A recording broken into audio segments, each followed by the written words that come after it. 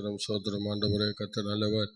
ஓரியானம சந்தன பிகலவரதியாரப கமன சந்தன பிகாடகத நௌஷியாரதுனா. ஹalleluya. சோத்திரம் சோத்திரம் சோத்திரம் சோத்திரம் சோத்திரம். ஹalleluya. கத்த நல்லவர் கத்த நல்லவர் கத்த நல்லவர். ஹalleluya. சோத்திரம் சோத்திரம். நேசிக்கிற நல்ல பிதாவே, இந்த ஆசீர்வதிக்கப்பட்டதான அற்புதமான காலவேளைக்காக ஜெபிக்கிறோம். கடந்த இரவெல்லாம் எங்களுக்கு நல்லவராக இருந்து பாதுகாத்து பராமரித்து காலமே கர்த்தருடைய சமூகத்தை காண்பதற்கு நீங்கள் அறிய வேண்டிய ஒருவர் என்கிற இந்த சத்தியத்தை கேட்பதற்கு எங்களுக்கு நீ பாராட்டு கிருபைக்காக நன்றி. வந்திருக்கிற தேவ ஜனங்களை கர்த்தர் அபரிதமாக ஆசீர்வதியும். இன்னும் வர வேண்டியுள்ளும் விசேஷமாக லைவ் மூலமாய் வருகிற தேவ பிள்ளைகளையும் அபரிதமாக நீர் ஆசீர்வதிப்பீராக. கன மகிமையெல்லாம் உங்களுக்கே தருகிறோம். இயேசு கிறிஸ்துவின் நாமத்தில் தாழ்மையோடு வேண்டிக் கொள்கிறோம் ஜெபங்களும் நல்ல பிதாவே. ஆமேன் ஆமேன் ஆமேன். ஸ்தோத்திரம் ஸ்தோத்திரம். கர்த்தருடைய நாமம் மகிமைப்படுவதாக. நாம் தேவ சமூகத்தில் பாடி ஆண்டவருடைய நாமத்தை மகிமைப்படுத்துவோம். Praise God. ஹalleluya. ஸ்தோத்திரம். மகிமை மாட்சிமை நிறைந்த ஒரே என்கிற பாடலை பாடி தேவனுடைய நாமத்தை மகிமைப்படுத்தலாம். மகிமை மாட்சிமை நிறைந்தவரே மகிழ்வுடன் தொழுதிடுவோம். மகிமை மாட்சிமை நிறைந்தவரே மகிழ்வுடன் தொழுதிடுவோம். பரிசுத்த தேவனாம் இயேசுவை பணிந்தே தொழுகுவோம். சொல்லுங்க பார்க்கலாம். பரிசுத்த தேவனாம் இயேசுவை பணிந்தே தொழுகுவோம். மகிமை மாட்சிமை நிறைந்தவரே மகிழ்வுடன் தொழுதிடுவோம். மகிமை மாட்சிமை நிறைந்தவரே மகிழ்வுடன் தொழுதிடுவோம். உன்னத தேவன் நீரே ஞானம் நிறைந்தவரே. எல்லாரும் சொல்லுவோமா? உன்னத தேவன் நீரே ஞானம் நிறைந்தவரே. முழங்கால் யாவுமே பாவல் மடங்கிடுதே. முழங்கால் யாவுமே பாவல் மடங்கிடுதே. உயர்ந்தவரே சிறந்தவரே என்றும் தொழுதிடுவோம். உயர்ந்தவரே சிறந்தவரே என்றும் தொழுதிடுவோம். மகிமை மாட்சிமை நிறைந்தவரே மகிழ்வுடன் தொழுதிடுவோம். மகிமை மாட்சிமை நிறைந்தவரே மகிழ்வுடன் தொழுதிடுவோம். ஒருவரும் சேரா ஒளியில்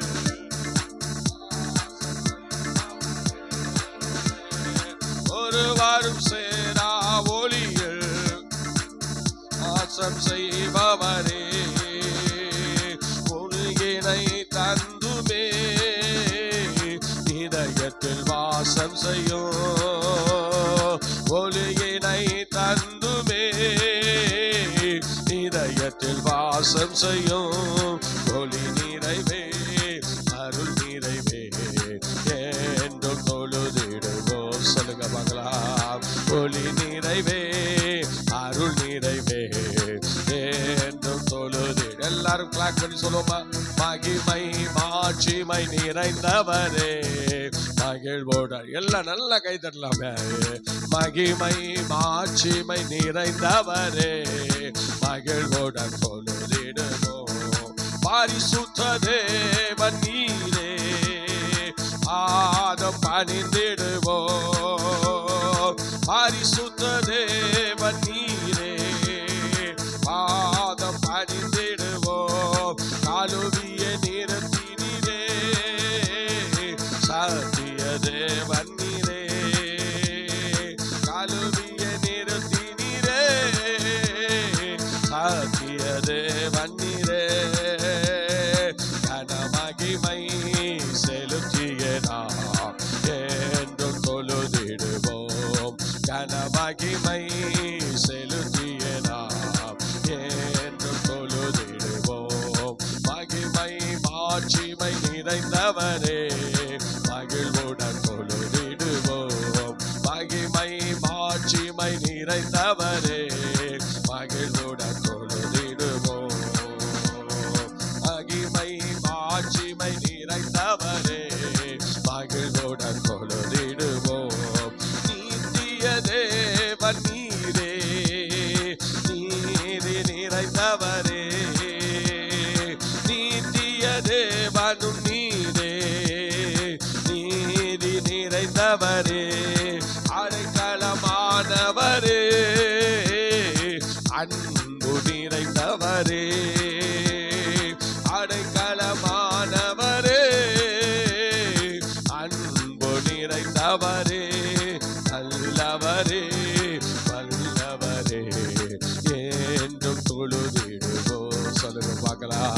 நல்லவரே வல்லவரே என்று தொழுதிடுவோம்.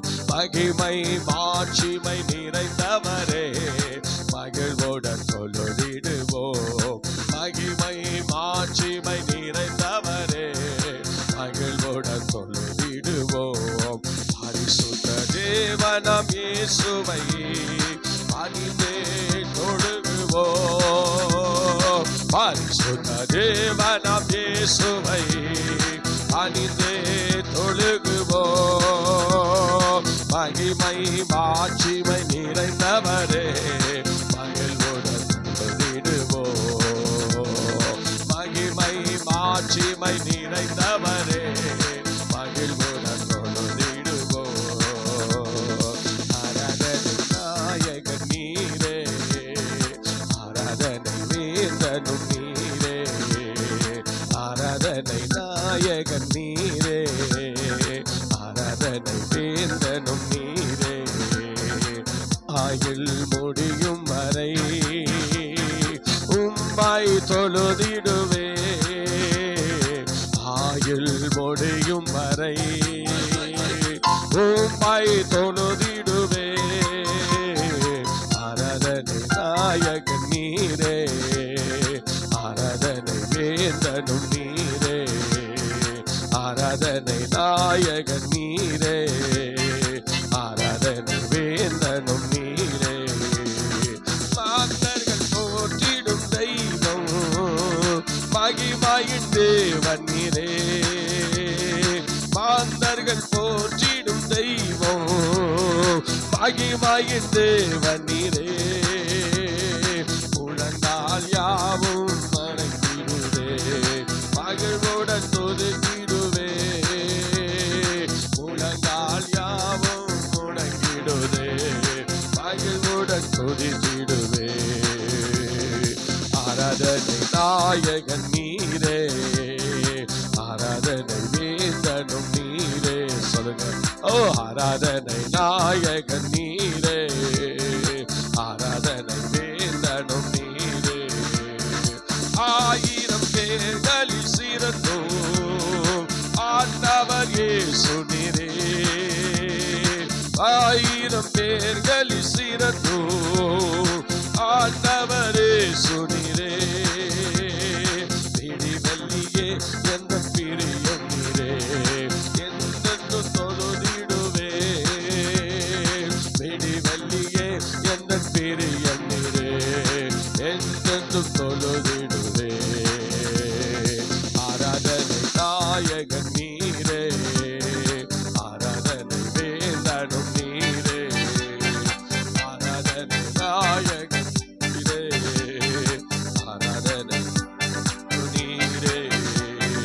முடிவில்லா ராஜ்யம் அருள திரும்பவும் வருவேன் என்றே. தகப்பனே, முடிவில்லா ராஜ்யம் அருள திரும்பவும் வருவேன் என்றே. ஆயத்தமாய் நான் சேர்ந்திடவே அனுதினம் வணங்கிடுவே. ஆயத்தமாய் நான் சேர்ந்திடவே அனுதினம் வணங்கிடுவே. ஆராதனை நாயகன் நீரே, ஆராதனை வேந்தனும் நீரே, ஆராதனை நாயகன் நீரே, ஆராதனை வேந்தனும் நீரே. ஆயுள் முடியும் வரை உம்மை தொழுதிடுவே. ஆயுள் முடியும் வரை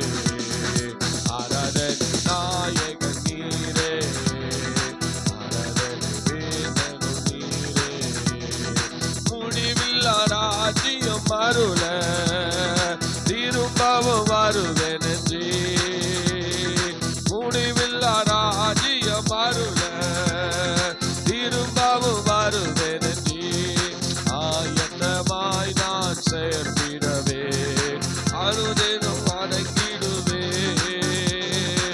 ஆயத்தமாய் நான் சேர்ந்திடவே அனுதினம் காத்திருப்பே ஆராதனை நாயகன் நீரே ஆராதனை வேந்தனும் நீரே ஆராதனை நாயகன் நீரே ஆராதனை வேந்தனும் நீரே ஆராதனை நாயகன் நீரே ஆராதனை வேந்தனும் நீரே ஆயுள் முடியும் வரை ஓமாய் தொழுதிடுவே ஆயுள் முடியும் வரை ஓமாய் தொழுதிடுவே ஆராதனை நாயகன் நீரே ஆராதனை வேந்தனும் நீரே ஆராதனை நாயகன் நீரே ஆராதனை வேந்தனும் நீரே ஆராதனை நாயகன் நீரே ஆராதனை வேந்தனும் நீரே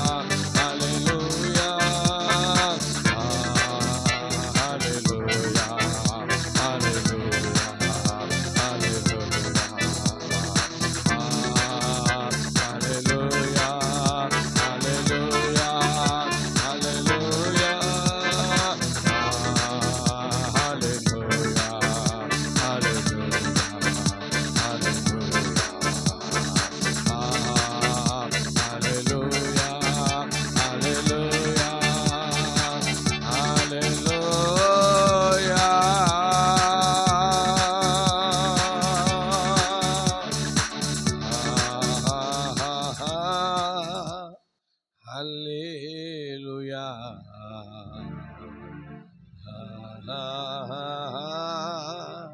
Hallelujah.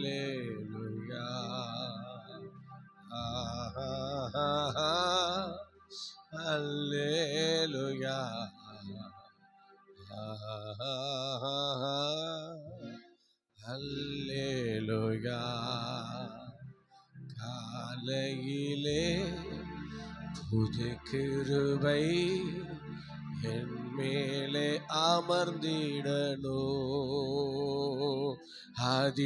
அதிகாலையிலே புது கிருபை என் மேல் விழுந்திடனோ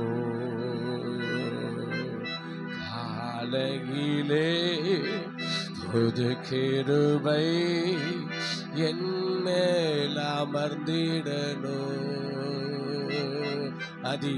அதிகாலையிலே புது கிருபை என் மேல் விழுந்திடனோ நான் வசனத்தை பிடித்து கொண்டு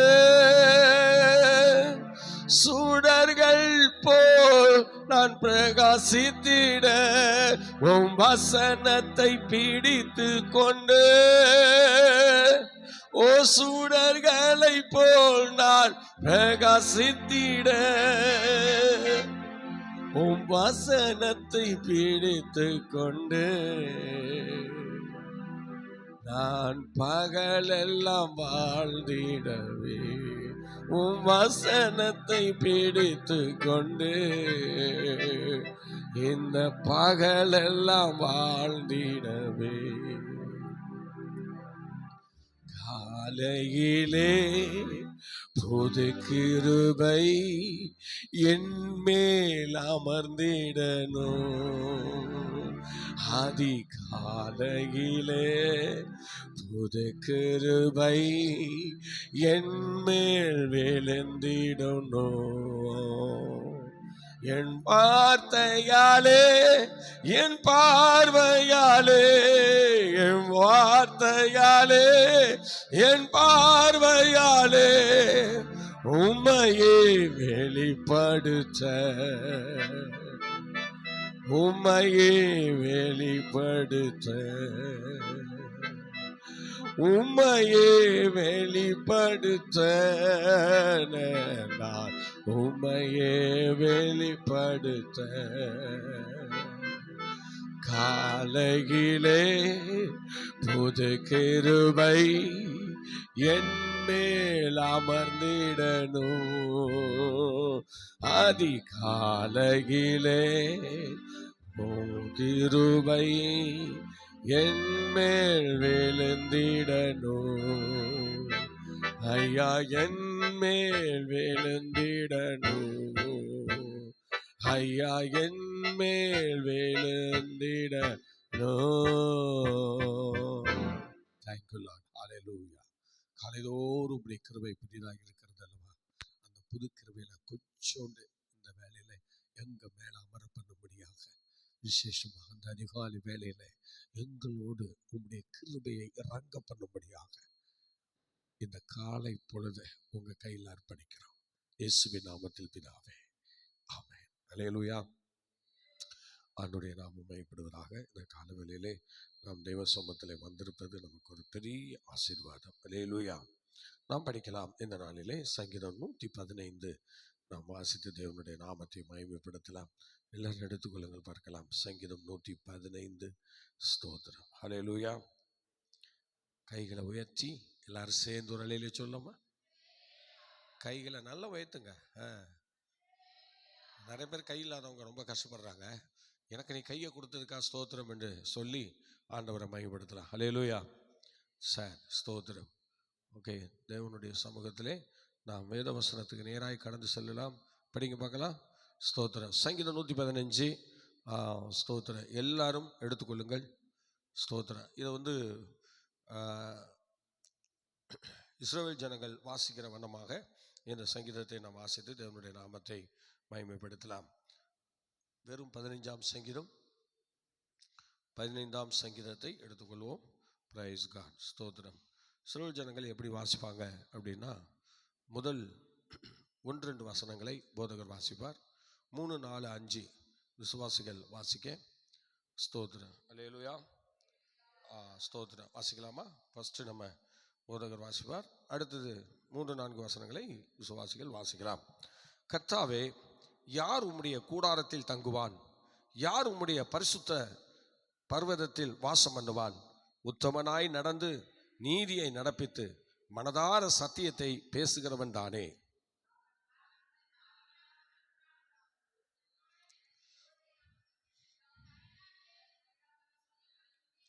ஹல்லேலூயா. ஸ்தோத்திரம். ஸ்தோத்திரம்.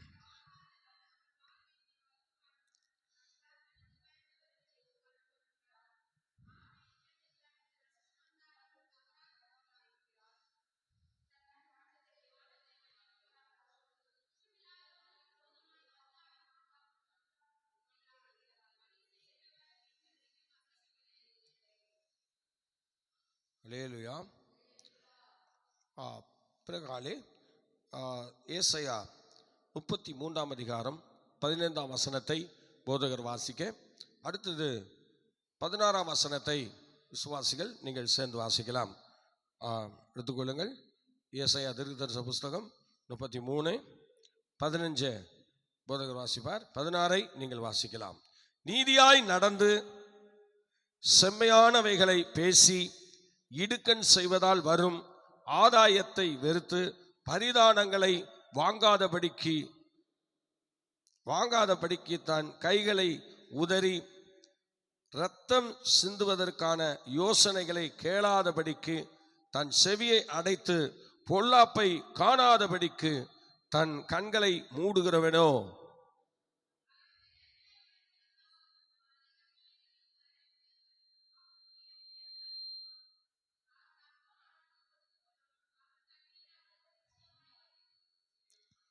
ஓகே. அல்லேலூயா. இங்கே சங்கீதக்காரன் விதமாக சொல்லுகிற அந்த சூழ்நிலையை நாம் பார்க்கிறோம். அதுக்கு பிறகு இங்கே படிக்கும்போது ஏசாயா காலங்களிலே இந்த காரியங்கள் இஸ்ரவேல் ஜனங்களுக்கு அறிவிக்கப்பட்டு வருகிறது என்பதை நாம் படித்து கர்த்தரை மையப்படுத்துகிறோம். ஸ்தோத்திரம். இது எப்போ பாடினார் என்று நாம் பார்க்கும்போது சங்கீதக்காரன் 15ஆம் சங்கீதம் பாடி 319 வருஷம் கழித்து ஏசாயா பாடினார். எல்லாம் கவனிக்கணும். அந்த சங்கீதம் ஏசாயா பாடின அந்த காலங்கள் எப்போ அப்படின்னா, சங்கீதக்காரனாகிய தாவீது அந்த வசனத்தை பாடி 115ஆம் சங்கீதத்தை பாடி 319 வருஷம் கழித்து ஏசாயா இந்த சங்கீதத்தை பாடுகிறார். அல்லேலூயா. அப்புறம் நீங்க 2 சாமுவேல் 13ஆம் அதிகாரம் முழுவதையும் வாசிப்பீர் என்றால் இந்த 15ஆம் சங்கீதத்திற்கு இணையாக வாசிக்க வேண்டியது அங்கே நமக்கு நிறைய இருக்கிறது, நிறைய வசனங்கள் இருக்கிறது. அப்புறம் 1 3:1 வாசிக்கும் போது அம்னோன் என்று சொல்லுகிறவன் முதற் பேனானவனா இருக்கிறான் என்று நாம் பார்க்கிறோம். வசனம் 2. ஸ்தோத்திரம். படிங்க பார்க்கலாம். வசனம் 2. 1 3ஆம் அதிகாரம் 2ஆம் வசனம் படிங்க. ஆகிய தல்மானின் குமாரத்தி. மக்களே இப்படி வாசிக்கக்கூடாது, கொஞ்சம் நல்லா சத்தம் உயர்த்தி வாசிக்கணும். நீங்கள் புதுசாக ட்ரைனிங் எடுக்கிறீங்க, நல்லா வாசிங்க. கர்த்தர் உங்களை ஆசீர்வதிப்பார். கொஞ்சம் உயர்த்தி வாசிங்க. கேசியூரின் ராஜாவாகிய தல்மானின் குமாரத்தி மக்லால் பெற்ற அப்சலோம் 3ஆம் குமாரன். பாருங்கள், அப்சலோம் 3ஆம் குமாரன். ஆகீத் பெற்ற அதோனியா 4ஆம் குமாரன். அபித்தால் பெற்ற செபித்தியா 5ஆம் குமாரன். தாவீதுக்கு எப்ரோனிலே பிறந்த குமாரர் இஸ்ரவேல் ஊரான அகினோவாவின் இடத்தில் பிறந்த அம்னோன் முதல் பேரானவன். அம்னோன் என்று சொல்லுகிறவன் முதல் பேரானவன். முதல் பையனே அம்னோன் தான். முதல் பையன் கர்த்தருக்கு கொடுக்கணும், ஆண்டவருக்காக நிற்கணும்லாம் நினைப்போம். இவன் தப்பு பண்ணிட்டான். இவன் என்ன செஞ்சிட்டான்னா, சொந்த தங்கையா வேணும் தாமார், அவனுடைய ஸ்தோத்திரன் தங்கையா இருக்க வேண்டிய அவளை அவன் என்ன செய்தான், இச்சித்து தங்கையே அவனை என்ன செஞ்சிட்டான், கற்பழித்து விட்டபடினால். அவனுடைய தாமாருடைய அண்ணன் யாரு சொல்லுங்க பார்க்கலாம். தாமாருடைய அண்ணன் யாரு சொல்லுங்க. அப்சலோம். பரவாயில்ல. அல்லேலூயா. கொஞ்சம் எல்லாம் கவனிங்க, கணத்தெல்லாம் கை வைக்காதீங்க. பைபிளை நல்லா அடிச்சு படிங்க. பைபிள் வசனங்களை கேட்கும்போது ஒழுங்காக கேட்டாதான் நமக்கு ஏறும். நீங்கள் கண்ணா அப்படின்னாலாம் கேட்கக்கூடாது. பைபிளை கையில் எடுங்க. தம்பி பைபிளை கையில் எடு. அந்த தம்பிக்கு பைபிளை கையில் கொடுங்க. எந்திரிங்க. பைபிளை கையில் எடு. எந்திரிங்க. ஸ்தோத்திரம். பைபிளை கையில் இருக்கணும். கையில் வச்சுக்கிட்டு நடிக்கக்கூடாது. ஆமாம், உங்களை பார்க்கல நினைக்காதீங்க, கர்த்தர் பார்க்கிறார். கொஞ்சத்தில் உண்மையாக இருந்தால் இந்த முறை வாக்குத்தத்த வசனங்களை தெய்வம் நமக்கு கொடுத்துருக்கிறார். கொஞ்சம் பலன் இருந்தும் என் நாமத்தை நீ மறுதலிக்காமல் இருந்ததுனால, என் வசனத்தை நீ கை கொண்டபடினால இதோ உனக்கு நான் திறந்த வாசலை வச்சுக்கிறேன். சும்மா வாக்குத்தத்த வசனத்தை சொல்லி நிறைய பேர் ஏமாற்றுவாங்க. ஆனால் ஏமாற்ற முடியாது.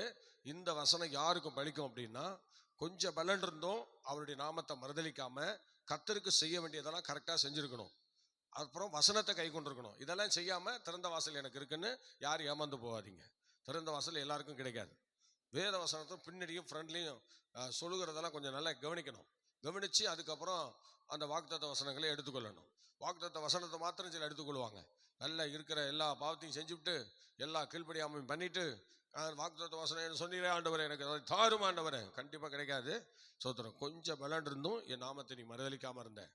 பார்த்தீங்களா? இந்த கால வேளையில் மனசாட்சிக்கு தெரியும் எந்தெந்த இடத்துலலாம் நம்ம தேவனுடைய நாமத்தை மறுதளிச்சிருக்கிறோங்கிறத இப்பயே உங்களுக்கு நிறைய சில பேருக்கு உணர முடியும். ஸ்தோத்திரம். அதனால அப்படின்னு சில பேர் இருப்பாங்க. ஏன்னா 12 சீடரில் ஒருத்தன் தான் பார்த்தீங்களா, அது மாதிரி ஒரு கூட்டத்தில் ஒரு சிலர் இருப்பாங்க. ஆண்டோடைய நாமத்தை மறுதலிக்கிறதுக்குனே சர்ச்சுக்கு வருவாங்க, மறுதலிக்கிறதுக்குனே பேசி வார்த்தை செய்வாங்க, மறுதலிக்கிறதுக்குனே பயில் படிப்பாங்க, பயில் படிக்காமல் இருப்பாங்க. இதெல்லாம் கர்த்தருடைய நாமத்தை மறுதலிக்கிறது தான், வேற ஒன்றும் கிடையாது. என்ன சொத்தா இதுக்கு அள்ளிட்டு போகிறதுக்கு அலையிலே சொல்லுவோமா? அநேக சபைகளில் இந்த மாதிரி ஸ்தோத்திர வசனங்களுக்கு ஏற்ற மாதிரி அநேகரால் வாழ முடியாது. அதனால் அடிக்கடி தவளி விழுந்துருவாங்க. எப்படி இந்த பிள்ளைங்க பிறந்த பிறகு அப்படியே தவழ்ந்து நடக்கும் பாருங்க, 10 கிலோ விழும். அப்போ அப்போ ஸ்தோத்திரம். அது மாதிரி தான் இது எப்போதுமே நம்மளாம் பிள்ளைகள் தானே, அதனால் அடிக்கடி நம்ம விழுந்துகிட்டே இருக்க வேண்டியதுதான். ஒரு அலையிலேயே சொல்லுங்களேன். அந்த விழுதல் வந்து சில நேரத்தில் அப்பா அம்மாவுடைய உள்ளத்தை அப்படியே பாதிக்கும் பாருங்க. அது மாதிரி விசுவாசிகள் சில இடங்கள்ல விழும் பொழுது மெய்ப்பர்களுடைய உள்ளங்கள் பாதிக்கப்படும். அது உங்களுக்கு தெரியாது, அந்த பிள்ளைக்கு தெரியாது. என்னுடைய அப்பா அம்மா பாதிக்கப்பட்டிருக்காங்க, என்னுடைய அப்பா அம்மா வந்து நொறுக்கப்பட்டிருக்காங்க அப்படின்னு அவங்களுக்கு தெரியாது. ஆனால் பெற்றோருடைய இருதயம் வந்து நொறுங்கும்.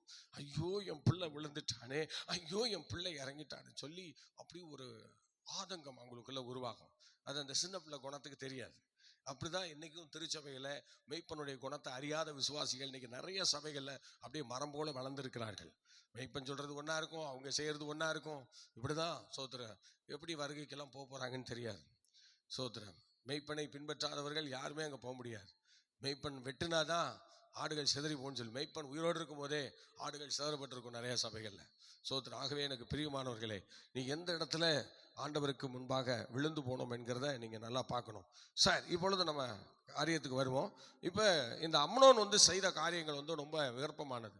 அவன் வந்து இப்படி செஞ்சதுனால அப்சலோமுடைய தங்கச்சி வந்து அவன் பயங்கரமாக சில வேலை செஞ்சிட்டான். அதனால தேவனுடைய கோபம் அந்த முதற் பேரான அம்னோன் மேலே வந்ததுனால சோதரன் இப்போ என்னாச்சு, அவன் அப்சலோம் வந்து கொன்னுட்டான். பார்த்தீங்களா, அப்சலோம் கொன்னுட்டான். அப்போ ஸ்தோத்திரம்.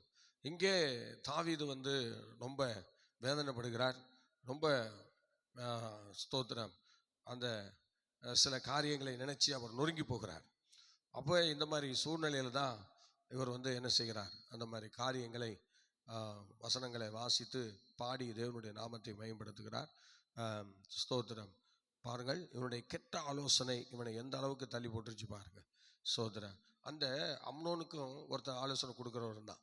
ஸ்தோத்திரம். பார்த்தீங்களா, அந்த நாட்கள்லே அவனுக்கும் ஒரு சிநேகிதன், ஸ்தோத்திரம், யோனதாப் என்கிற ஒரு சிநேகிதன் இருந்தான்.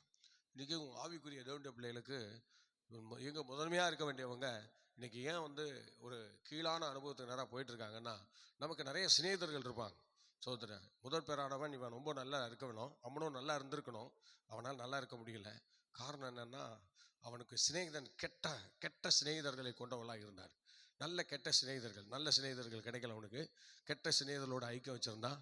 அப்போ அவன் என்ன பண்ணா, அவன் ஸ்தோத்திரம் பாருங்கள், யோனதாப் என்று சொல்கிற அந்த சிநேகிதன் பாருங்க, அம்னோன் ஸ்தோத்திரம் அவனுடைய சிந்தனையை சிதறடிச்சிட்டான். ஸ்தோத்திரம். இவனுடைய கெட்ட ஆலோசனையினால தாமாருக்கு ஒரு தீங்கை விளைவிக்க ஏதுவாயிடுச்சு. அம்னோன் வந்து எப்போதுமே அவன் தானா அந்த செயலை பண்ணல. இந்த ஒரு பிசாசின் மகன் ஒருத்தன் கிட்ட இருந்தான் பார்த்தீங்களா, அது மாதிரி எல்லாருக்கும் ஒரு பிசாசின் மகன் கிட்ட இருப்பாங்க. சோத்திரம். நல்லா கவனிக்கணும். இப்போ அப்போஸ்தலனாகிய பவுல கூட இந்த உலகத்தில் தன்னை உயர்த்தாதபடிக்கு அவனுக்கு கொடுக்கப்பட்டிருதுன்னு சொல்லியிருக்கு. அது யாருன்றீங்க? தேவதூதரா? இல்லை, சாத்தானுடைய கொடுக்கு. சாத்தானையே ஆண்டவர் அனுப்பி வச்சுட்டார். சோத்திரம். அவனுடைய வேதனையை அனுப்பி வச்சுட்டார். சோத்திரம். பவுல தன்னை உயர்ந்தக்கூடாது. ஏன்னா பவுல வந்து உலகத்தில் பெரிய ஆள் பார்த்தீங்களா, ரொம்ப பெரியவர். அதனால் இடையில திடீர்னு ஏதோ உயர்ந்துட்டா என்ன பண்ணுறது? அதனால் அவனை உயர்த்தாதபடிக்கு அனுதினமும் அவனை கொட்டுகிற ஒரு சாத்தானுடைய கொடுக்கு அவனை கடந்து சென்று கொண்டே இருந்தது. சோத்திரம். அது சாத்தானே அனுப்பி விட்டார். போ பவுல் பின்னாடி போயிட்டே இரு. அவன் உயர்த்தாதபடிக்கு சில விஷயங்கள் வந்து நமக்கு கொஞ்சம் கஷ்டமாக இருக்கும். வாழ்க்கையில் முன்னேறுவதற்கு, வாழ்க்கையில் வளர்வதற்கு, வாழ்க்கையில் இன்னும் முந்துவதற்கு ரொம்ப சிரமமாக இருக்கும் பாருங்க. அது சிரமம் எதுக்கு அப்படின்னா, உன்னை எங்கேயாவது நீ உயர்த்திராதபடிக்கு தேவன் உன்னை தட்டி உட்கார வைக்க தான் சத்துருவை பின்னாடி அனுப்பி வைப்பார். எப்போதும் ஆவியானவர் தான் நடத்தணும்னு சில பேர் நமக்கு விருப்பம் இருக்கும். ஆனால் சில இடங்கள்ல ஆவியானவர் வரமாட்டார். ஏன்னா சில இடங்களுக்கு தான் அவர் வருவார், சில இடங்களுக்கு சாத்தானே அனுப்பி விடுவார். எதுக்குன்னா, நீ விழாதபடி இருக்க, அவ்வளவுதான். அது சாத்தான் தான் வர நமக்கு தெரியாது. ஸ்தோத்திரம். அல்லேலூயா.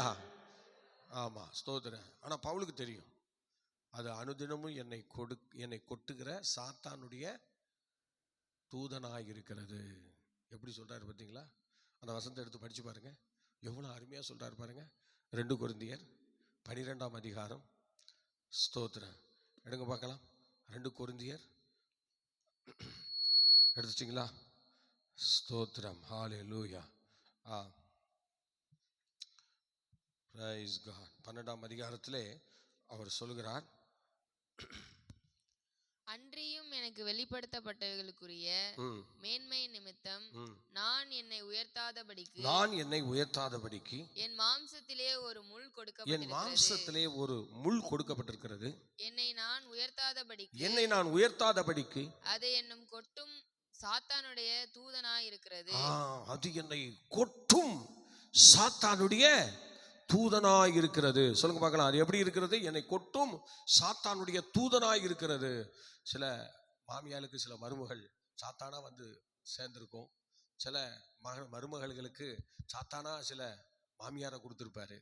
சில மனைவிமார்களுக்கு சாத்தானா புருஷனை கொடுத்துருப்பாரு. சில புருஷர்களுக்கு என்ன செய்வாரு? மனைவியை சாத்தானா கொடுத்துருப்பாரு. என்ன செய்யறது? ஏதோ ஒன்று கொடுத்தாதான் உன்னை கரை சேர்க்க முடியும்னு அவர் தெரிஞ்சு போச்சு. அதனால கர்த்தர் உனக்கு ஏதோ ஒன்றை கொடுத்துருவாரு. தனிமையானவர்களுக்கு வீடு வாசலை ஏற்படுத்துறாருன்னு நினைக்காதீங்க. உங்களுக்குள்ள ஒரு பலவீனம் கொடுத்துருப்பாரு. அந்த பலவீனம் உங்களை உயர்த்தாதபடிக்கு எப்போதும் என்ன செய்யும்? உங்களை அது கண்டிச்சுக்கிட்டே இருக்கும். அது மாதிரி எல்லாருக்கும் ஒரு தேவனை யார் அதிகமாக நேசிக்கிறாங்களோ, தேவனுடைய ராஜ்யத்துக்கு சம்பந்தம் உள்ளவங்களா இருக்கிறாங்களோ, தேவனோடு ஐக்கியமா இருக்கிறாங்களோ, அவளுக்கு எப்போதும் ஒரு கொடுக்க சாத்தானுடைய தூதன் நம்மோடு கூட வந்துகிட்டு தான் இருப்பார். ஆனால் பார்த்தீங்களா, இங்க இந்த அம்னோனுக்கு சாத்தானுடைய தூதனா வந்தது யாரு? சொல்லுங்க பார்க்கலாம், யாரு தூதனா வந்தது? ஆனா சொல்லுங்க, அம்னோனை சாத்தானுடைய பிடியில கொண்டு போய் விட்டது யாரு? இப்பதானே பேர் சொன்னேன், யோனதாப். ஆயத்தரன்னு சொல்லுங்க பார்க்கலாம், எல்லாரும் சேர்ந்து சொல்லு. பைபிளை படிக்க போறாது, பைபிளை படிங்க. ஒன்றும் ஒரு வார்த்தை பேச மாட்டேங்கிறீங்களே. சொல்லுங்க, அவனை அம்னோனை சாத்தானுடைய செயலை செய்ய தூண்டுனது யாரு? அம்னோனை சேர்ந்து தூண்டுனது யோனதாப். ஓகே, கர்த்தர் உங்களை ஆசீர்வதிப்பார். வசனத்தை கொஞ்சம் கூர்ந்து கவனிச்சுட்டே இருங்க. ஸ்தோத்திரம், அல்லேலூயா. ஆகவே இந்த அருமையான நாளிலே தேவனுடைய பிள்ளைகளே, இன்னைக்கு உங்க பக்கத்துல யார் இருக்காருன்னு சொல்லி கொஞ்சம் பாருங்க. ஸ்தோத்திரம். எப்படியாவது ஸ்தோத்திரம், இன்னைக்கு அந்த சூழ்நிலை அப்படி நடந்து அவனை கொன்று தீர்த்துட்டு இவன் வந்துட்டான். யார் வந்தது? அவனை கொன்னது யாரு? அம்னோனை அப்சலோம் கொண்டுட்டான். கொண்டுட்டு வந்துட்டான். வந்த பிறகு இப்ப என்ன செய்யணும்னா, தாவீதை எப்படியாவது கெட்டவர் உண்டு பண்ணி அவன் ராஜ்யத்திலிருந்து தள்ளி தாவீதுக்கு ஒரு சாத்தானுடைய தூதனா வந்துட்டான். யாரு? புள்ள. சோத்திரம். பார்த்தீங்களா, இப்படி வரிசையா தொடருது பாருங்க. வரிசையா தொடர். அவன் பிள்ளைக்கு தொடர்ந்த பிசாசு இப்ப திரும்ப என்ன தாவீதுக்கு அப்சலோம் மூலமா பிசாசா வந்து இன்னைக்கு அப்சலோம் இன்னைக்கு தாவீத ராஜ்யத்துக்கிட்டே தொடர்ந்துறான். சோத்திரம். பாருங்க, எவ்வளோ வேதனை, எவ்வளோ காரியங்களை பண்ணான். எப்படியாவது தாவீதுக்கு ஒரு கெட்ட பேர் உண்டு பண்ணணும் என்று சொல்லி ஸ்தோத்திரம் பல வேலைகளை அவன் செய்கிறான், பல காரியங்களை செய்கிறான். ஸ்தோத்திரம். அடுத்தது நீங்க பார்க்க போனீங்கன்னா, இந்த அப்சலோமின் நோக்கம் தகப்பனுக்கு ஒரு கெட்ட பெயரை உண்டு பண்ணணும். இதுதான் அவனுடைய, அந்த தங்கை கெட்டதுனால அந்த மாதிரி ஒரு சூழ்நிலையை அவன் எடுத்துக்கிறான். அடுத்தது அவன் அம்மாவுக்கும் அப்பாவாகிய ராஜா தல்மான் இடத்தில் அதிக பணம் வாங்கி குறைந்த வட்டிக்கு கொடுத்தவன் யாரு? இந்த அப்சலோம்.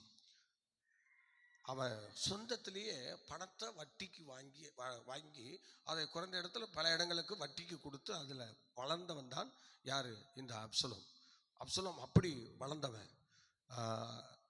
2 சாமுவேல் 13ஆம் அதிகாரம் நீங்க பார்க்கலாம். 2 சாமுவேல் 13ஆம் அதிகாரம் 20ஆம் வசனம் படிங்க. 20, 13, 20. அப்பொழுது அவள் சகோதரனாகிய அப்சலோம் அவளை பார்த்து, உன் சகோதரனாகிய அம்னோன் உன்னோடு இருந்தானோ? இப்பொழுதும் உன் சகோதரியே, நீ மௌனமாயிரு. அவன் உன்னுடைய சகோதரன். இந்த காரியத்தை உன் மனதிலே வைக்காதே என்றான். அப்படியே தாமார் தன் சகோதரனாகிய அப்சலோமின் வீட்டில் தனித்து கிளேசப்பட்டிருந்தாள். அந்த சகோதரி அப்பதான் தனிமையாயிருன்னு சொல்லி அதுக்கப்புறம் அவனை போய் என்ன செய்யறான்? கண்டு கொள்ளுகிறான். நீங்கள் 1 சாமுவேல் 2:5 படிங்க. 1 சாமுவேல் 2:5 அதுல எப்படி செய்யறார் பாருங்கள். 2 சாமுவேல் படிங்க. 2 சாமுவேல் நினைக்கிறேன், படிங்க சார். அது 1 சாமுவேல் 25 இருக்கிறது, நீங்க படிக்கலாம். இப்பொழுது 2 சாமுவேல் 13:39 படிங்க. 2 சாமுவேல் 13ஆம் அதிகாரம் 39வது வசனம். Praise God. தாவீது ராஜா ம். அம்னோன் செத்தபடியினால் ம். அவனுக்காக துக்கித்து ஆறுதல் அடைந்தபோது அம்னோன் செத்தபடியினால் அவனுக்காக துக்கித்து ஆறுதல் அடைந்த போது அப்சலோமை பின்தொடரும் நினைவை விட்டுவிட்டான். அப்சலோமை பின்தொடரும் நினைவை விட்டுவிட்டான். இது இந்த சமயத்துல தான் இந்த 15ஆம் சங்கீதத்தை வந்து தாவீது வந்து பாடுறார். இந்த சமயத்துல தான் அப்சலோம் வந்து பின்தொடர்கிற அந்த அனுபவத்தை விட்டுட்டு, அப்போ அந்த நேரத்தில் அம்னோனை தொலைச்சிட்டோமேன்னு சொல்லிட்டு தான் சோதரன் யார் ஆண்டோடைய ராஜ்யத்தில் போக முடியும், கைகளில் சுத்தம் உள்ளவங்க தான் போகலான்னு சொல்லி பல விஷயங்களை அந்த இடத்துல அவர் பாடி கத்தரை மயப்படுத்துகிறார். நல்லா பார்த்தீங்களா? அவர் அந்த பாடுற அந்த பாடல் வந்து அந்த இடத்துல ரொம்ப மகிமைக்குரியதாக இருக்கிறது. அப்போ தேவனுடைய சமூகத்தில் யார் யார் எப்படி இருக்க முடியும் என்கிறத இந்த 115ஆம் சங்கீதத்தில் அவர் பாடுகிறார். ஸ்தோத்திரம். அவர் குடும்பத்தில் நடந்த இந்த சம்பவத்தை வச்சு அவர் இந்த பாடலை அந்த இடத்துல அவர் எழுதுகிறவராய் காணப்படுகிறார். அல்லேலூயா, ஸ்தோத்திரம். இப்போ நீங்கள் 15:1 படிங்க. 15:1 சங்கீதம் 15:1. கர்த்தாவே, கர்த்தாவே, யார் உம்முடைய கூடாரத்தில் தங்குவான், யார் உம்முடைய பரிசுத்த பர்வதத்தில் வாசம் பண்ணுவான். உத்தமமான கவனிங்க, அந்த முதல் வசனம் எவ்வளவு அருமையாய் சொல்லுகிறது பாருங்கள். ஸ்தோத்திரம். யார் உம்முடைய கூடாரத்தில் தங்குவான். நல்லா கவனிக்கணும் கர்த்தருடைய பிள்ளையே.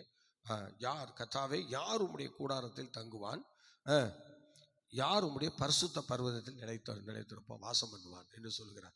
இப்போ இந்த பரிசுத்த ஸ்தலத்தில் வாசம் பண்ணுவதற்கு சோதரன் யாரால செய்ய முடியும் அப்படின்னா, அம்னோனால செய்ய முடியல.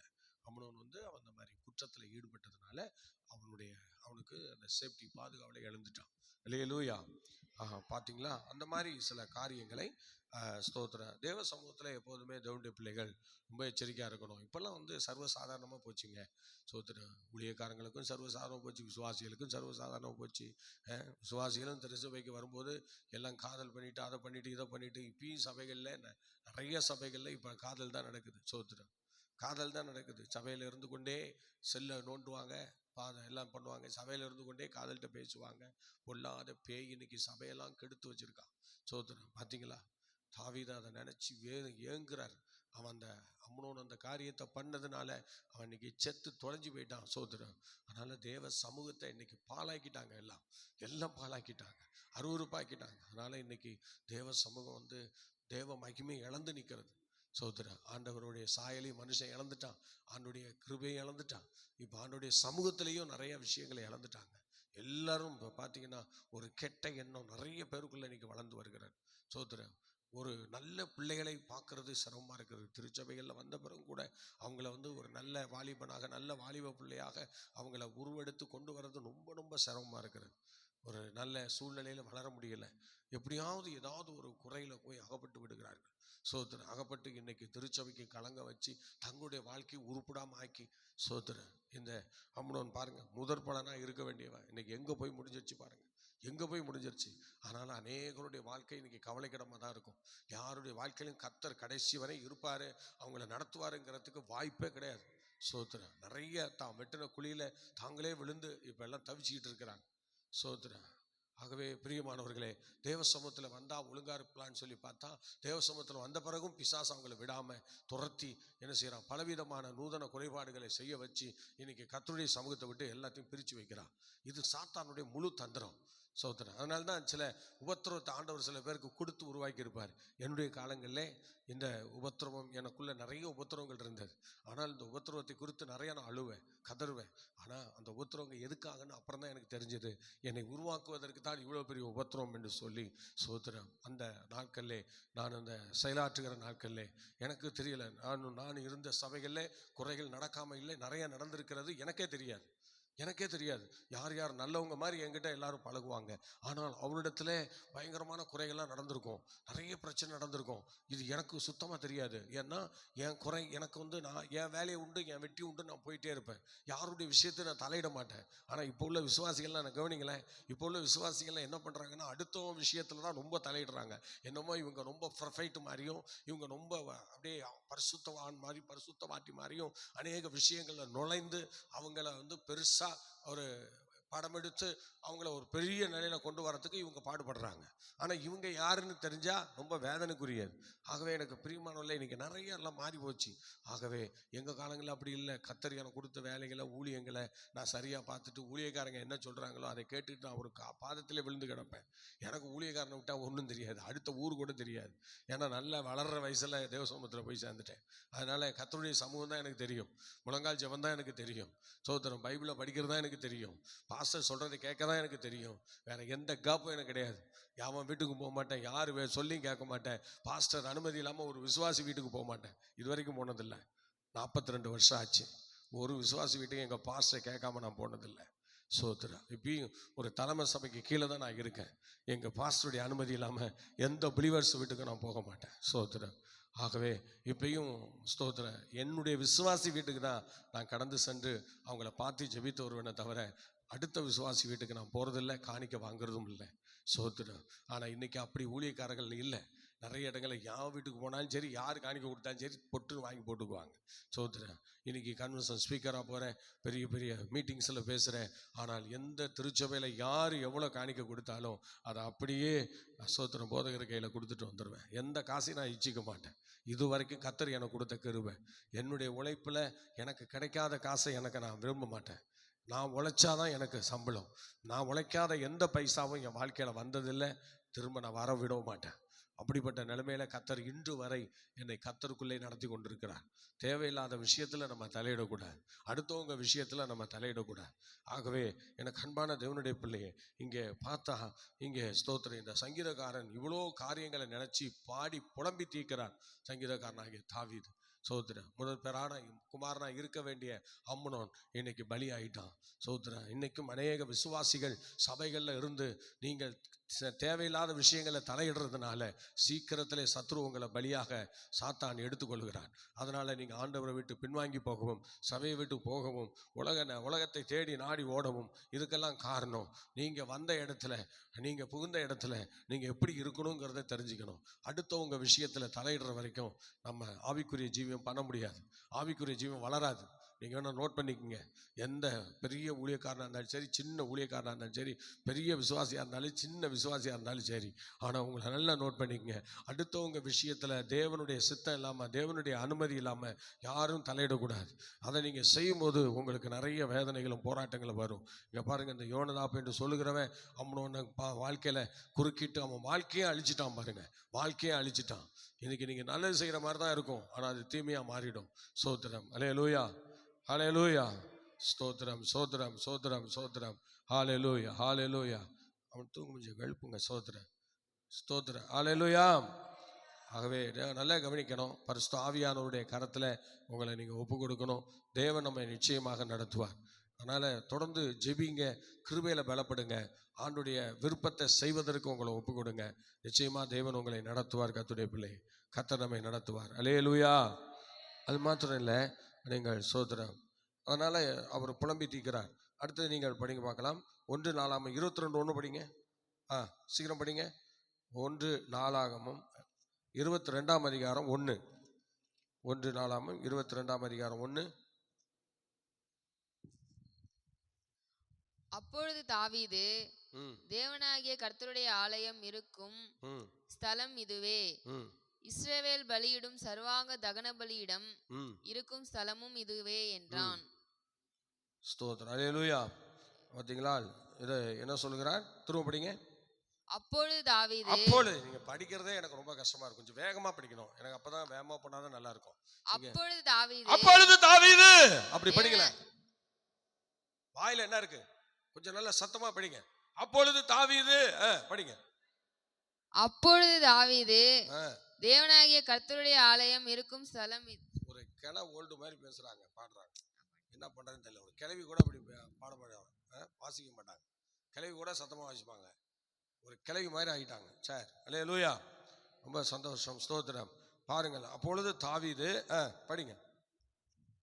கர்த்தருடைய ஆலயம் இருக்கும் ஸ்தலம் இதுவே, இஸ்ரவேல் ஆலயம் இருக்கும் ஸ்தலம் இதுவே, இஸ்ரவேல் சர்வாங்க தகன பலியிடும், இஸ்ரவேல் சர்வாங்க தகன பலியிலும் இருக்கும் ஸ்தலமும் இதுவே. பாருங்கள், இஸ்ரவேல் சர்வாங்க தகன பலியிடம் இருக்கும் இடம் ஸ்தலமும் இதுவே. அல்லேலூயா. புதுசு கொடுத்தும் உங்களால பயன்படுத்த முடியல பார்த்தீங்களா? இதான் கிருபை இல்லைன்னு சொல்றாரு. ஒரு புது செல் 25 ரூபா கொடுத்து ஒரு செல் வாங்குறோம்னா அது எவ்வளோ மகிமையாக வச்சிருக்கணும் பாருங்க. சோதரர் எந்த இடத்துல வந்து பழி வாங்க. இதே மாதிரி தான் நம்முடைய ஆவிக்குரிய ஜீவியமும் அநேக விஷயங்கள்ல முக்கியமான இடத்துல நம்ம இடம் பெற முடியாது. அந்த அளவுக்கு சத்துரு நம்ம வஞ்சித்து வழி நடத்தியிருப்பான். அது நமக்கு தெரியாது. அதனால தான் சில இடங்கள்ல கண்டிக்க வேண்டிய இடத்துல கண்டிச்சு வளர்க்கணும். சோதரர் அல்லேலூயா. சொல்ல வேண்டிய காரியங்களை சொல்லி வளர்க்கணும்.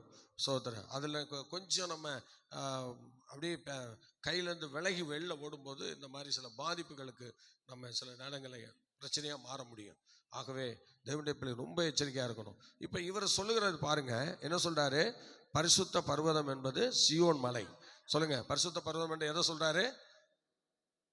சீயோன் மலை. சீயோன் மலைனா எங்க இருக்கிறது? தாவீது நகரம் என்று சொல்லுகிற அந்த சீயோன் மலையை சொல்றாங்க. இதை வந்து ஆதியாமத்தில் இந்த வசனம், ஆதியாமம் 22:13 படிங்க. ஆதியாமம் 22:13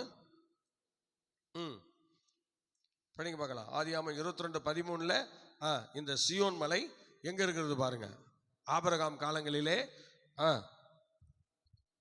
என்ன எடுக்கவே இல்லையா? ஆபிரகாம் தன் கண்களை ஏறெடுத்து பார்க்கும்போது, ஆபிரகாம் தன் கண்களை ஏறெடுத்து பார்க்கும்போது இதோ பின்னாக புதரிலே தன் கொம்புகளை சிக்கி கொண்டிருந்த ஒரு ஆட்டுக்கடாவை கண்டான். ஆமென். பாத்தீங்களா? அந்த ஆட்டுக்கடாவை கண்டான். அந்த ஆட்டுக்கடா எங்க இருக்கு அப்படின்னா, அங்க இருக்கிற தேவனுக்கு பலி செலுத்துற அந்த இடத்துல, தேவனுக்கு பலி செலுத்துற அந்த இடத்துல என்ன செய்த ஆட்டுக்கடா இருக்கிறது. அல்லேலூயா, ஸ்தோத்திரம். அழகா கவனிங்க. ஆட்டுக்கடா பலி செலுத்துற அந்த இடத்துல பலிபீடம் இருக்கிற இடம், அதான் அந்த சர்ச் உள்ள இடம். அந்த சீயோன் நகரத்துல பக்கத்துல தான் அந்த சர்ச் இருக்குது. அந்த இடத்துல பக்கத்துல இந்த காரியம் இருக்கிறது. இங்கே தான் ஆபிரகாம் வந்து என்ன செய்கிறார்? பலியிடுகிறார். சொல்லுங்க பார்க்கலாம், என்ன செய்கிறார்? பலியிடுகிறார். அல்லேலூயா, பலி செலுத்துகிறார். ஆகவே எனக்கு பிரியமானவர்களே, இங்கே ஸ்தோத்திரம், அன்னைக்கு ஆபிரகாம் ஈசாக்கை பலி செலுத்த வந்த அந்த இடம்தான் ஸ்தோத்திரம் தேவனுடைய அந்த சீயோன் மலை என்று சொல்லப்படுகிறது. ஆகவே கர்த்தருடைய பிள்ளைகளே, இன்னைக்கு அது தாவீது நகரமாக தாவீதுக்குள்ள இருக்கு. அதுக்கு இடையில நிறைய பேர் வந்து அந்த இடம் மாறி மாறி வந்திருக்கிறது. நிறைய பேர் ஆட்சியில் இருந்திருக்குது. ஆனால் இப்போ தாவீது வந்து அதை என்ன செய்கிறார்? தன்வசமாக கைப்பற்றி அதை சீயோன் நகரமாக அதை எடுத்துக்கொள்கிறார். அதில் வந்து நிறைய விஷயங்கள் இருக்கிறது. சோதரம் அந்த இடத்துல தான் நம்ம ஆலயம் கட்டப்பட்டதாக சொல்லப்படுகிறார்கள். இப்படி நிறைய விஷயங்களை நம்ம அதில் பார்க்கிறோம். இன்னும் சொல்ல போனால் கொல்கதா மலையும் அந்த இடம் தான் சொல்றாங்க. அந்த கொல்கதா என்று சொல்லுகிற இயேசு கிறிஸ்துவை சிலுவையிலே அடித்து அந்த கொண்டு போய் வச்ச இடமும் அந்த இடம் தான் என்று சொல்கிறார்கள். அதே இடத்துல கீழே தான் கோலியாத்தினுடைய தலையும் அங்கே இருக்கிறதாக சொல்லுகிறார்கள். கோலியாத்தினுடைய தலையும் அங்கே தான் அடியிலே புதைக்கப்பட்டிருக்கிறதாக சொல்கிறார்கள். இப்படி நிறைய விஷயங்களை நம்ம இந்த சீயோன் மலை சாதாரண மலை இல்லை, அந்த தேவனுடைய ஆலயம் இருக்கிற இடமும் சாதாரண விஷயம் இல்லை. அதெல்லாம் சோதரம் ஆண்டவருடைய மகிமை நிறைஞ்ச ஒரு இடம். அதனால் சீயோன் கோட்டை என்று சொல்கிறார்கள். இதை ஆண்டவருக்கு அந்த தாவீதுக்கு தேவன் அதை கட்டி கொடுக்கிறார். சார், 9வதாக நீங்கள் 22:1 படித்தீர்கள். இப்பொழுது ஏசாயா 33:16 படிங்க. ஏசாயா 36 படிங்க. மோசேக்கு தரிசனமான இடமும் அதுதான் சோதரம். நீங்கள் 1 பேதுரு 1ஆம் அதிகாரம் 17-18 படிங்களேன். 2 பேதுரு 1ஆம் அதிகாரம் 17-18 சீக்கிரம் படிங்க பார்க்கலாம். ஸ்தோத்திரம். அல்லேலூயா. இவர் என்னுடைய நேசகுமாரன், இவரில் பிரியமாயிருக்கிறேன் என்று சொல்லுகிற சத்தம் உன்னதமான மகிமையிலிருந்து அவருக்கு உண்டாகி, பிதாவாகிய தேவனால் அவர் கனத்தையும் மகிமையும் பெற்றபோது அவரோடே கூட நாங்கள் பரிசுத்த பர்வதத்தில் இருக்கையில் வானத்திலிருந்து இறங்கின அந்த சத்தத்தை கேட்டோம். அல்லேலூயா. அந்த தேவனுடைய சத்தம் தொனித்த ஒரு இடமாகவும் அந்த இடம் காணப்படுகிறது. ஏசாயா 33:16 படிங்க. படிங்க, சீக்கிரம் படிங்க. ஏசாயா 33:16.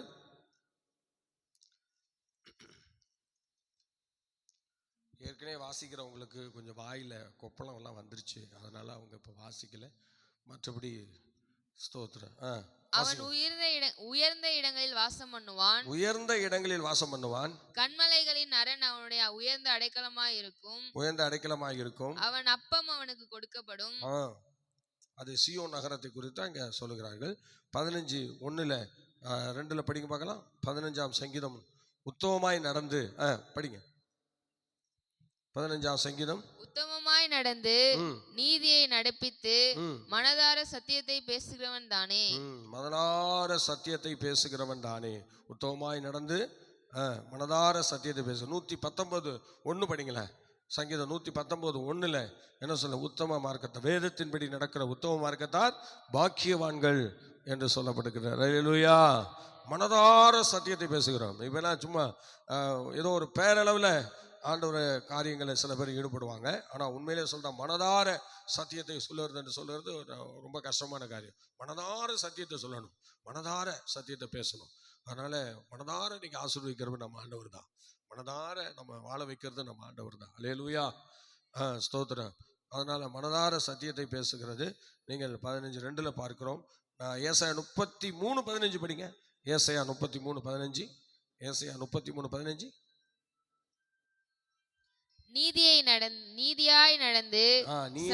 நடந்து செம்மையானவைகளை பேசி இடுக்கண் செய்யாததால் வரும் ஆதாயத்தை வெறுத்து நான் கைகளை உதறி ரத்தம் சிந்துவதற்கான யோசனைகளை கேளாதபடி. ஏற்கனவே அதை வாசிச்சு பார்த்தீங்களா? இந்த வார்த்தை தான். ஆகவே கர்த்தருடைய பிள்ளைகள் இப்படி இன்னும் நிறைய வசனங்களை நம்ம வாசிக்க இருக்கிறோம். தொடர்ந்து தேவனுடைய பிள்ளைகள் இந்த வசனங்களை நம்ம நாளை தினத்தில் தியானிப்போம். ஸ்தோத்திரம். பாருங்கள், நல்லா கவனிங்க. இது ரொம்ப பெரிய சங்கீதம். இதை சங்கீதத்தை பேருக்கு தான் 5 வசனம் இருக்கு. இதுக்கு பின்னணி ஒரு பெரிய ஆழமான அனுபவத்தை கொண்டு போகிறது. அதனால கர்த்தருடைய பிள்ளைகள் நல்லா கவனிக்கணும். இன்னைக்கு ஸ்தோத்திரம், கர்த்தருடைய பிள்ளைகளாக நீங்களும் நானும் ஒரு உயர்ந்த அனுபவத்திலே நிலைநிறுத்தும்படி கர்த்தர் விரும்புகிறார். 9வது விஷயங்கள் இந்த 22:1 சோதரன். நீங்கள் திரும்ப படிங்களேன். 1 நாளாகமும் 22:1 திரும்ப படிங்க பார்க்கலாம். சீக்கிரம் படிங்க. அந்த பரிசுத்த ஸ்தலத்தை நாம் பண்ணி இந்த நாளில் நம்ம ஜெபிக்க போகிறோம். சரி, நீங்கள் படிக்க லேட்டாகவும் போட்டிருக்கு. ஸ்தோத்திரம். கவனிங்க, பரிசுத்த ஸ்தலம். அந்த பரிசுத்த ஸ்தலம் தேவனுடைய ஆபிரகாம் ஆடு வெட்டும் போது அந்த புதர் அங்கே காணப்பட்டு பார்த்தீங்களா?